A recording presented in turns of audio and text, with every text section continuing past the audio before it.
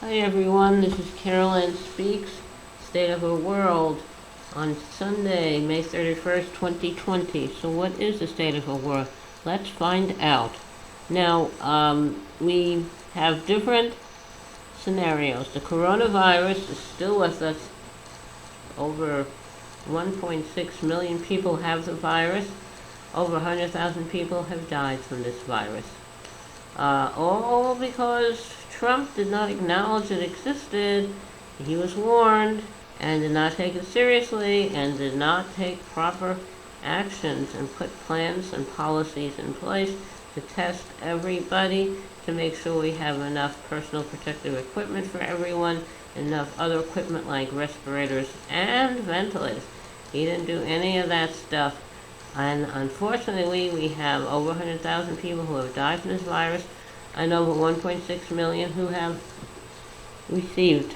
gotten the virus. Very bad.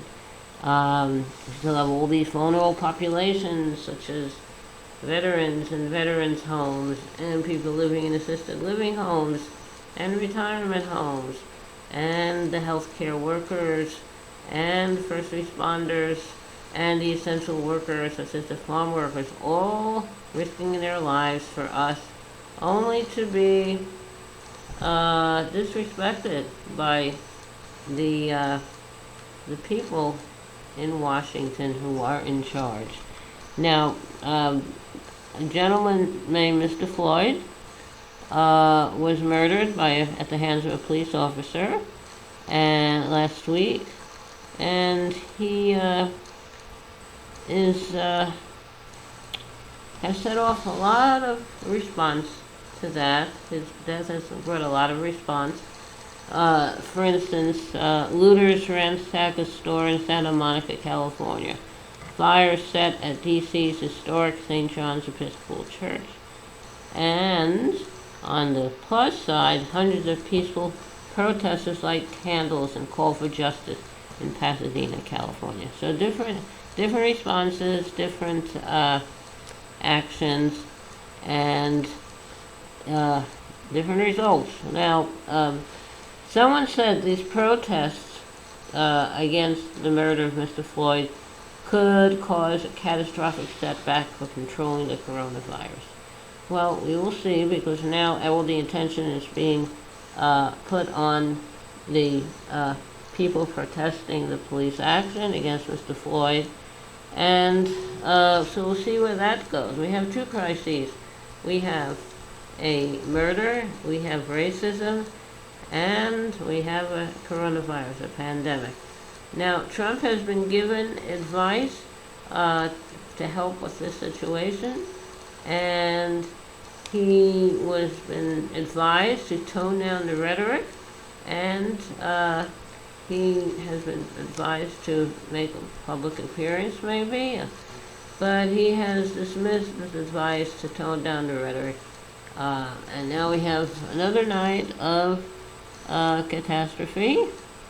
So we'll see what happens here.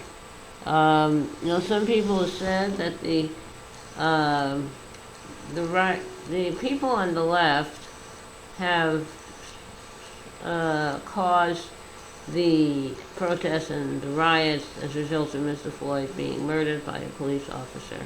But according to research that has been done, there are few signs that these protests have been stoked by outsider extremist groups. Now, Trump said he's going to designate Antifa, ANTIFA, as a terrorist organization, and the Republican Party is saying they're extremists. All they say is Antifa means anti-fascist.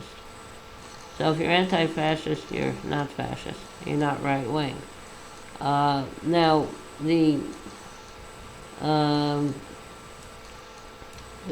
problem here is we have a lot of people who are sick, a lot of people who have died, and Trump's intention is on basically demonizing protesters, calling them thugs. He doesn't like protest. That goes against his world view. So he'd have a lot of problems with that because there are going to be a lot of protests. It's not going away. Also, children are still being separated from their parents at the border. I don't know if someone is keeping track of where they are. I don't know. Not good to break up families. Then putting them into detention centers, and then they can get the virus there. Now, the Immigration and Customs Enforcement, also referred to as ICE, has started moving prisoners, people in detention from all over the country, around the country, and that's leading to outbreaks of the coronavirus because you bring someone in from one detention center and they have the virus, they're going to give it to another detention center. Not very smart to do that. Now, we definitely have people out there who are not doing the right thing. We need to all be on the same page. We need social justice. We need to give people equal rights and equal opportunities. And that's the only way we're going to solve this racism problem we have here. It's not going away on its own, just like the coronavirus is not going away on its own. I think that's I guess that's smart advice to do things right. Make sure everybody's okay. You don't want people to get sick, and you don't want people to die. Well, I think you want people to get sick and you want people to die, but you never know what's happening with politics these days. So, maybe it's time for a little song. Alright, here we go. Here's a song for today. Yesterday I sang a song called Jenny, which I wrote, and I messed it up. So I'm going to try again. Jenny, Jenny, Jenny, she crossed the sea from Hungary with her family. Jenny was a widow with 5 children when she decided to go to America. Jenny and her family settled in New Jersey. The kids went to school and later to work. Saved their money when they had enough, said poor Frances, Jenny's sister, who was still in Hungary. Frances, a widow, had 4 young children of her own when she set out to join Jenny in America. Jenny, Jenny, Jenny, she crossed the sea from Hungary with her family.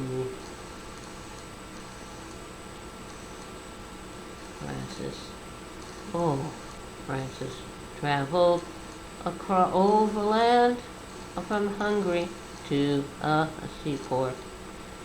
They traveled in a ship across the Atlantic in the lowest class. When they got to America, they were processed at Ellis Island as immigrants. And after they were admitted for entry, and Jenny and her family took them to her home in New Jersey. There they would live with Jenny and her family for a while.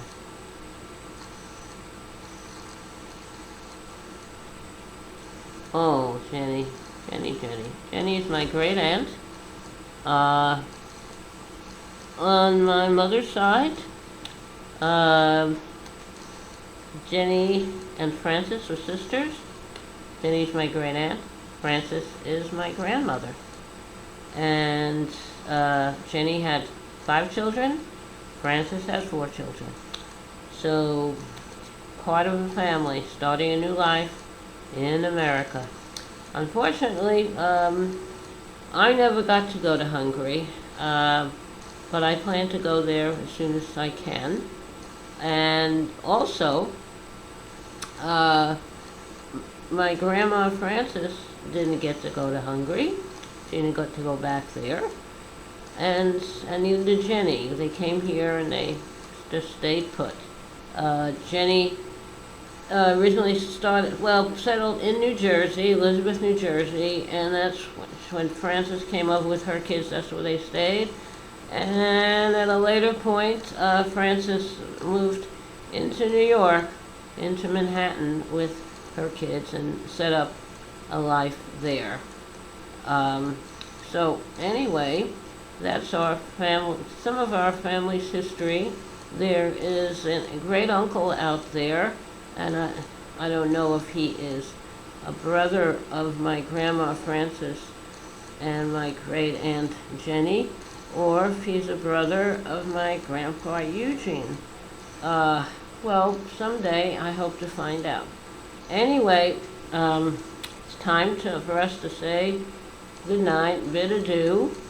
Remember, take care of yourself, take care of others. Remember, kindness goes a long way, a very long way. So be kind, and hope to see you all back here tomorrow evening. And definitely, I hope to see you for another session of Carol Ann Speaks, The State of Our World. This is Carol Ann Speaks, The State of Our World on Sunday, May 31st, 2020. Saying good night. See you all tomorrow, I hope. Stay well. Good night.